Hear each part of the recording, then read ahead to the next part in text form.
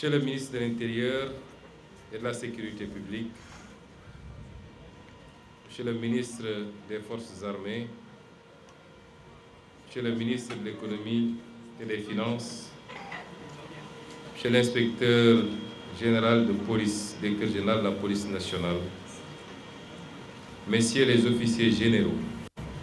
officiers, sous-officiers et agents de police, j'ai choisi d'entamer la série de visites que je compte effectuer auprès de certains grands services civils et militaires de l'État par la Direction générale de la police nationale. Ce choix n'est pas fortuit, eu égard au rôle important que celle-ci joue dans la préservation de notre ordre et de notre paix intérieure dans un contexte géopolitique et géostratégique empreint de risques sécuritaires protéiformes. Monsieur le directeur général de la police nationale, je n'ai pas regretté ce choix, tant ce qu'on a vécu depuis ce matin, depuis la présentation générale, jusqu'aux démonstrations qui ont été faites tout à l'heure, en passant par la police scientifique, mais également la surveillance électronique. Ce que vous nous avez présenté aujourd'hui rassure et motive. Rassure sur la correcte prise en charge de la sécurité des citoyens et des citoyennes, mais nous motive davantage à être à vos côtés pour renforcer un peu plus, pour ne pas dire beaucoup plus, la police nationale. En effet, notre pays n'est pas épargné par ces menaces sécuritaires mondiales qui ont comme nom trafic de drogue, trafic de produits pharmaceutiques, vol à main armée et bandes organisées, trafic de migrants et traite des personnes, escroquerie de tout genre, cybercriminalité, diverses contrebandes, délinquance urbaine et périurbaine, toutes formes de criminalité qui ont souvent un caractère transfrontalier et organisé, ainsi que des menaces terroristes de plus en plus accrues. Dans ce contexte, la police nationale, chargée, à côté des autres forces de défense et de sécurité, d'assurer la sécurité des personnes, des biens et des institutions, a toujours fait preuve d'engagement, de professionnalisme, de dévouement et surtout de résilience pour faire face à ces menaces, participer à la pacification de l'espace national et honorer ces missions essentielles que sont le maintien de l'ordre public, la police judiciaire, la prévention de la délinquance, la lutte contre les criminalités, l'insécurité routière et j'en passe.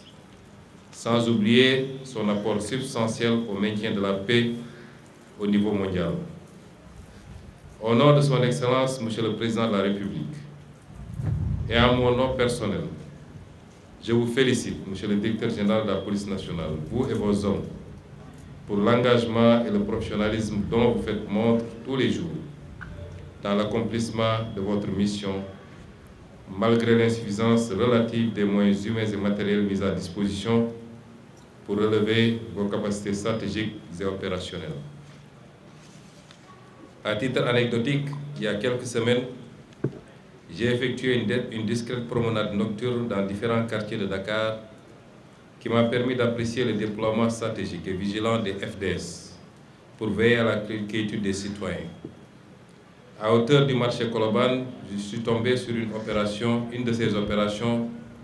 contre la mendicité sur la voie publique, l'insécurité et l'occupation anarchique.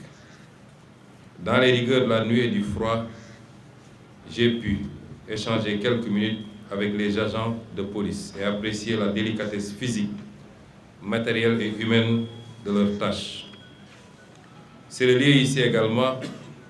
de témoigner félicitations, encouragement et soutien total à M. Mohamedou Bamba Cissé, ministre de l'Intérieur et de la Sécurité publique, pour les importantes initiatives en cours, en plus des aspects sécuritaires, vise l'assainissement et l'amélioration du cadre de vie des Sénégalais sur l'ensemble du territoire national. Messieurs les officiers généraux, officiers, sous-officiers et agents de police, dans ce Sénégal jouissant de la stabilité et de la paix intérieure, mais exposés aux risques sécuritaires exogènes. Nos options sont claires. Un renforcement capacitaire substantiel des forces de police pour la préservation des acquis intérieurs, couplé à celle des armées pour la sanctuarisation des frontières. Cette modernisation de la police nationale n'est pas un luxe, mais le gage d'une efficacité opérationnelle pour la satisfaction constante de la demande sociale de sécurité intérieure, elle-même gage d'un développement socio-économique équitable et souverain. Nous le savons tous, point de développement, quel qu'il soit, sans sécurité suffisante. Par ailleurs, cette montée en puissance de la police nationale permettra à notre pays de garder son rang, voire de le hisser parmi les pays du monde qui contribuent le plus, mais également le mieux aux opérations de maintien de la paix déployées par les Nations Unies dans les pays en crise. À cet effet, je vous engage, Monsieur le Directeur général de la police nationale, sous les ordres et la supervision de Monsieur le ministre de l'Intérieur et de la Sécurité publique, à poursuivre les réformes entamées au sein de la police nationale pour en faire cette grande institution à même de répondre convenablement à ses missions. Ainsi, en droite ligne de la vision Sénégal 2050 portée par son Excellence Monsieur le Président de la République, je réitère l'engagement de mon gouvernement à accompagner sans réserve notre police nationale pour une réalisation réussie de ces vastes chantiers. Oui, nous avons de très hautes ambitions pour la police nationale, ses ressources humaines, ses conditions d'existence et de travail, sa protection. C'est pour cette raison, ces grandes ambitions que nous avons. Et je suis venu accompagné de Monsieur le ministre des Finances. C'est pour cette raison que le budget de cette année pour la police nationale s'élève à 150 milliards 869 415 279 francs contre 127 milliards 519 906 000 francs en 2025, soit une hausse de 23 milliards 300 en valeur absolue et 18,31% en valeur relative. Nous sommes dans un contexte que vous connaissez tous, marqué par des difficultés budgétaires. J'y reviendrai tantôt. Et ces difficultés nous ont appelés à procéder à des coupes budgétaires, la plupart du temps qui ont touché tous les départements, la primature y compris. Mais l'importance stratégique que nous accordons à la police nationale a justifié qu'il n'y ait non seulement pas de coupe, mais que le budget de la police nationale ait été réévalué à hauteur de 18,31% en valeur relative. Et cette évolution s'explique principalement par la prise en charge de la finalisation de la construction de 2 immeubles R+8 au camp Abdou Diassé pour 2 milliards 512 millions, du programme de sûreté et de sécurité nationale pour 3 milliards 250 millions, du marché d'acquisition de moyens logistiques, d'équipements de sécurité, de matériel de protection individuelle et collective pour 2 milliards 750 millions, du projet de renforcement des infrastructures au profit des forces de défense et de sécurité dans le cadre des Jeux olympiques de la jeunesse 2026 pour 10 milliards, du fonctionnement et le paiement des pécules des policiers adjoints volontaires emploi des jeunes pour 2 milliards 307 millions, et enfin la production de 350 000 talons de passeport numérisés pour 4 milliards 132 millions. La part de la sécurité publique. La part de la sécurité publique est de 58,68% dans le budget du ministère en 2026. Oui, donc, nous avons des ambitions et de très hautes ambitions pour la police nationale, pour ses ressources humaines, pour l'amélioration de ses conditions d'existence et de travail, pour sa protection. La matérialisation de ces ambitions aurait été plus diligente ici, comme partout ailleurs, n'eût été un héritage douloureux, conséquence d'une gestion hasardeuse et opaque des ressources publiques par le précédent régime. Ceci nous apprend au moins une chose, mais une chose fondamentale. Un pays ne se construit pas dans l'égoïsme, la démagogie budgétaire et les manipulations politiciennes. Il s'édifie méticuleusement dans la rigueur, la discipline, la transparence et l'amour de la patrie. C'est pourquoi je lance un appel aux patriotes que vous êtes. Œuvrons tous ensemble à construire d'abord une richesse nationale qui soit endogène et souveraine, à la construire dans la stabilité et le travail, le culte du travail, le travail bien fait, mais le travail fait au service de la collectivité. Travaillons donc à construire cette richesse nationale avant de la redistribuer pour le progrès collectif. C'est la seule voie, la seule, l'unique pour un Sénégal juste et prospère. Je vous remercie pour votre aimable attention. mbokk yi ñu ngi leen di gërëm di leen sant di am mbégte teew fii tey ci dox yi nga xam ne fas nañ koo dox ngir yéen ñëpp xam ngeen ni premier ministre mooy le chef de l'administration. ñaari at daanaka gannaaw bi ñu dénkee réew mi léegi sénégalais yi wóolu son excellence président Bassirou Diomaye Diakhar Faye jox ko présidence de la république mu dellu si wóolu ma dénk ma primature. ñaari at yoo xam ne amoon nañu mbébét gi mooy dox dem nemmeeku lenn ci bërëbu liggéeykaay yi nga xam ne mi ngi ci réew mi te yàlla dénkuñu ko, waaye jafe-jafe yi ak liggéey bi moo ñu tënkoon. tey ñu door doxantu yooyu muy doxantu nemmeeku bërëbu liggéeykaay yooyu naka la ñu toogee, naka la ñuy liggéeyee, lan mooy seen jafe-jafe, waaye xamit gën a xam wala gën a càmbar seen solo ak seen njëriñ ci réew mi. tey ñu doore ko tey fii ci police nationale.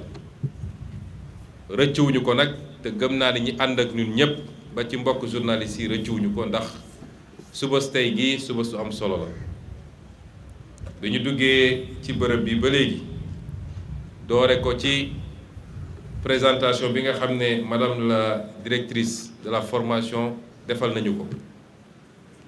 ba démonstration yi nga xam ne won nañu ko fi mu toll nii. gis naa nag bi ñu sànnee benn grenade rek ministre de l'intérieur moom dugg na ci suufu siis ba, ndax bu mbir yi daan jax moom tribunal la daan xaar miinu ko. waaye lañ fi gis tey jaare ko ci police scientifique ba ci lii nga xam ne mooy gëtu police bi nga xam ne moom lay caytoo dëkk bi yépp te du génn fii, muy li ñuy wax caméra de surveillance yi. suñu bëccëgu tey bii bëccëg bu am solo la. moo tax ñi ngi féliciter monsieur le directeur général de la police nationale monsieur Mame Seydou Ndour ci kilifteefu ministre de l'intérieur monsieur Bamba Cissé ci liggéey bu rafet bi di jaarale ci ñoom suñuy félicitation ak suñuy encouragement mboolem seen ñi nga xam ne tey ay agents de police lañu, quel que soit seen grade ak seen rang. ñi fi teew ñi ne fi mu ne nii ci terrain bi ñoom ñëpp ñu ngi leen di féliciter. di leen gën a ñaax nag ci liggéey bi, ndax am nañu yéene gu rëy ci lépp lu jëm ci sécurité kaaraange réew. ndax damay faral wax ni réew mi nga xam ne yàlla muccal na la ci guerre, nekkoo ci guerre ak kenn, amul ay déstabilisation yoo xam ne mën nañ koo jox solo. réew moomu li mu war a gën a farataal mooy li nga xam ne mooy kaaraangeem ci biir réew mi. te loolu ñii nga xam ne ñooy police nationale dañ cee am cër bu rëy rëy bokk kook yeneen FDS yi. rawatina waa gendarmerie nationale ak ñeneen ñi nga xam ne ak fu ñu munti nekk ñi ngi liggéey ci wàllu kaaraange, ndax kaaraange dafa bëri forme. ñii di caytu suñu environnement ak suñuy gàncax wala suñuy àll muy eaux et forêt ci sécurité la ñu bokk, ak ñeneen ak ñeneen ba ñi ñuy woy les soldats de l'économie, te ñooñu ñëpp fas yéene naa leen seeti ziare leen. di lancer aussi appel ci collaboration ñi nga xam ne ñooy caytu kaaraange gi. ànd naa tey ak monsieur le général Birane Diop mi nga xam ne moom moo yor les forces armées. lenn ci kaaraange bi wala ñi koy toppatoo moom ci kilifteem la ñu nekk. force de défense et de sécurité yi du ñu ay rival du ñu ay adversaire dañu war a liggéey ci complémentarité, joxante loxo, ndax saa yu faay amee seen diggante rek risque bu rëy la ci réew mi. kon ñu leen di gën a soññ ci loolu, ñu gën a joxante loxo, xam ni lii orientation président de la République ak luy suñu doxal ñun en tant que gouvernement mooy gën a renforcer mboolem seen force de défense et de sécurité yi pour sénégalais yi mën a dox ci jàmm, nelaw ci jàmm, liggéey ci jàmm, te duñu am lenn lu ñuy ragal. kaaraange nag nee naa bi ci biir réew lu am solo la, waaye su réew tëree nii mu tëree yàlla musal ñu ci li nga xam ne lu bari am na ci ay réew yu ñu wër. li ñu war a gën a saytu ma ne mooy sécurité intérieure, waaye bàyyi xel ci li nga xam ne moom la ñuy tuddee les menaces asymétriques. rawatina nag jamono yoo xam ne dañuy dëgmal ay daje yu mag a mag ci réew mi di Sénégal. menace asymétrique mooy koo xam ne du jàmmarloog yow jàkkaarloog yow, waaye da lay bett ci yeneen anam. te lii ñu def fii tey ci démonstration ci lu mel nii kalaate ay bomba gi demee noonu bokk na ci lu koy gën a lu ci gën a fegal réew mi, te liñ fi gis xaw naa dal suñu xel, waaye du tey ñuy gën a soññe toujours ci fànn woowu. kon solo googu ñu jox police nationale moo tax ci budget bi nga xam ne mooy budget 2026 yéen ñëpp xam ngeen situation bi réew mi nekk, te dara waralu ko lu dul yorin gu ñaaw gi ñu ko yore woon, yorin goo xam ne dafa lalu woon ci tappale ak naxaate, te ñu yàggoon ko dénoncé ba ñuy nekk assemblée ak bi ñuy nekk opposition. tey firnde yëpp feeñ ba sénégalais yi gisal ko seen bopp, àdduna yëpp gis ko. loolu nag dafa jur jafe-jafe ci réew mi, jafe-jafe bor bu diis a diis, ndax réew moo xam ne bu ñu dajalee sa koom yépp bor ba weesu na ko ba mat 130%, nga war koo fay weer wu ne, jafe-jafe bu rëy la. moo tax bi ñuy defar budget bi ministre des finances gi nii toog ñu liggéey ci lu bëree bëri, def ay arbitrage. bëri na ay cër ay pàcc ci nguur gi ñoo xam ne boo ko nattee daaw 2025 am na lu ñu comp ci seen budget wàññi ko, parce que ci loolu la ñu toll. waaye sécurité dañ ko cee boolewul, police nationale dañ ko cee boolewul, bal sax yokk nañ seen budget ba yokk ci lu mat 23 milliards boo koy natt ak budget année prochaine. loolu nag xeeb nañ ko ba tey, suñu yéene weesu na foofu. waaye li may faral di wax rek, réew ak kër ñoo yem. réew ak kër ñoo yem, te ñi fi nekk ñëpp borom kër lañu. mooy kër day doxee budget, mooy borom kër ga lan la attan, lan la ko salaire am may, wala daan doole gi muy daan doole bu ko dajalee lan la ko may. ca loolu lay xoolee nu muy yoree kër gi, ñaata la mun a joxee dépense, lan la yóbbu ci paj mi, lañ lay fayee njàngu école xale yi, ak fan la mun a yóbbu xale yi ci njàng. bu dee nag sañ-sañam wala am-amam mayu ko mu yóbbu doomam ci école privée boo xam ne 80 000 francs la ñuy fay par mois, da koy yóbbu ci école publique, wala mu xool école privée buy fayeeku 30 000. noonu rek la kër di doxee. dépense bi mooy li ñuy dajale te mu jóge ci l'impôt sénégalais yi. loolu nag lim ñu may rek la ñuy def. moo tax li may daanelee sama kàddu toujours mooy di woo Sénégalais yépp ñu xam tolluwaay réew mi fan la te xam ni balaa nga naan naam ne fa alal dañ koy faggu dajale ko ba mu taxaw ñu doog koo mën a séddale kon ñun ñépp nañu takk suñu ndigg jublu ci liggéey wàññi coow li gën a yokk kaaraange réew mi ñi bëgg a liggéey mën a liggéey ci xel mu dal li nga xam ne mooy souveraineté mooy li ñuy def ba alalu réew mi te bis bu ne ñu nekk ci te am na lu ma leen ci annoncé lu bëri ci li nga xam ne suñuy ressource naturelle la moo xam phosphate la moo xam gaz wala leneen ak leneen ak yenn yi nga xam ne nangu woon nañ ko suñu loxo te ñu nekk ci jéego yi pour jëlaat ko loolu lépp nañ jublu ci liggéey loolu buñ ko defee dinañ ci gis njëriñ googu nag mooy alal gi ñu dajale war koo mën a séddale ci anam goo xam ne day ànd ak màndute mooy kenn ku ne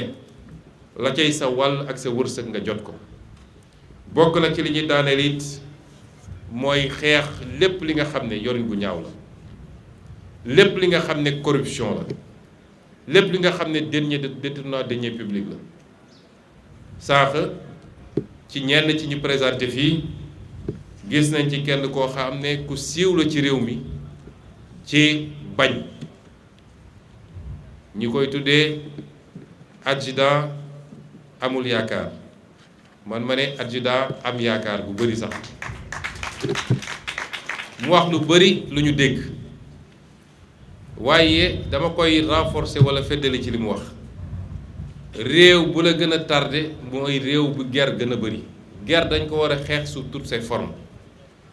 depuis milliards bu ñu mun ay milliards yu ñu mun a jox président de la république wala ñu mun koo jox premier ministre ci bureau wala ñu jox ko ay ministres wala ay directeurs généraux ba ci 1000 francs bu ñuy joxe ci circulation wala ay millions yi joxe ca douane wala ci impôt wala feneen fu mu nekk bépp xeetu guerre facteur de sous-développement la ndax guerre gi kilifa nangu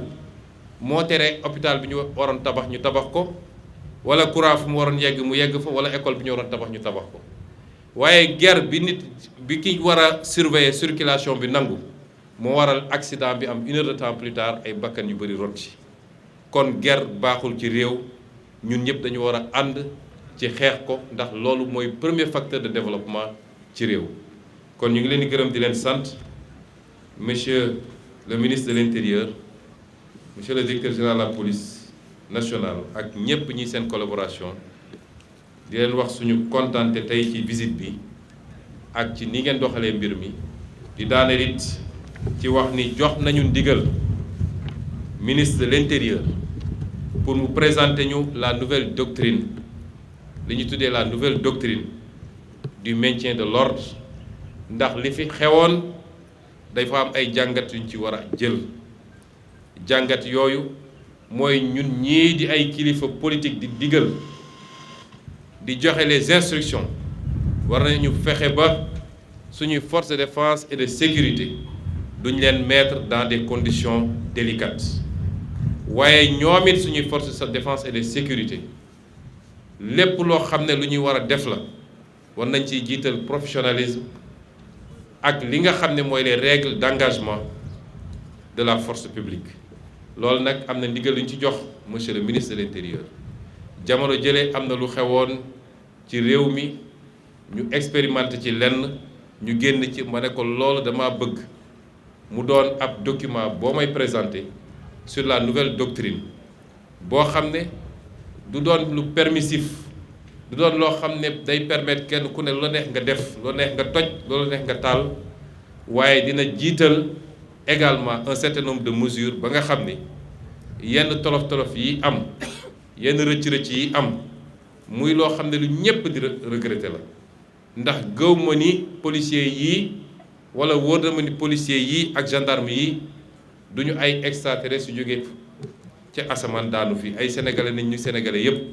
amu ci kenn koo xam ne ci sa teyefu bakkan wala lu la neex dina am loo xam ne def nga ko mu ëpp bu amee it responsabilité bu ñu war a situer la sanction yi ñu war a teg la yoo xam ne yu àndul ak lam-laame kon comme ñun ñëpp sénégalais lañu te kaaraange mënul ñàkk baax na nouvelle doctrine boobu ñu génne ko muy lu ñuy waxtaane nag ci concept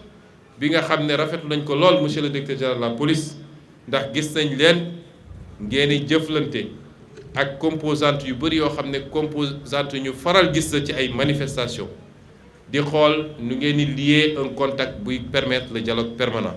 loolu dañ koy inscrire ci nouvelle doctrine de la sécurité et surtout du maintien de l'ordre kon ñi ngi xaar document boobu monsieur le ministre bu ñëwee dinañ ko valider ak monsieur le président de la république partagé kook sénégalais yépp ci loo xam ne concertation lay doon ñu ngi leen di gërëm di leen sant di leen souhaiter une bonne fin de journée asalaamaaleykum wa rahmatullah.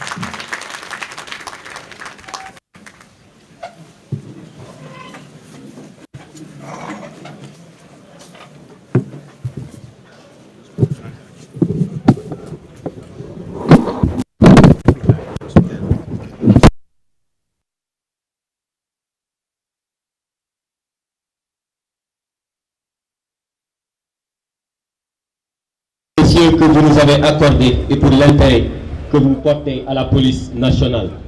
Nous serions très honorés que vous acceptiez d'immortaliser cette visite par une photographie officielle avant votre retour. Je vous remercie. La photographie officielle se fera au niveau des chars.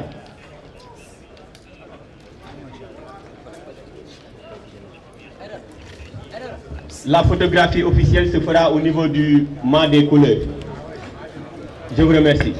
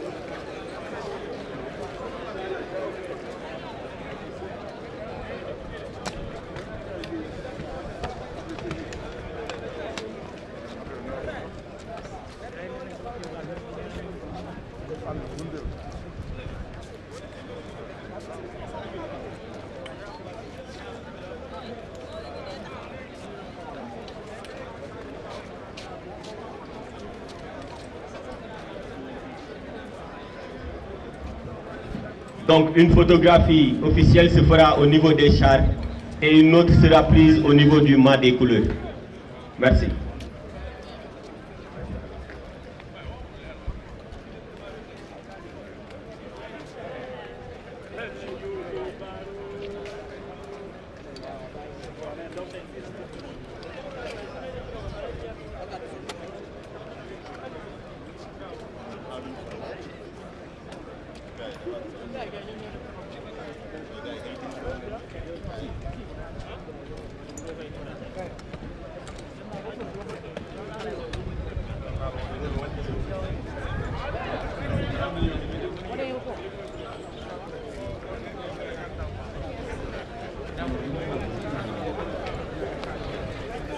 Ya, pour ñu benn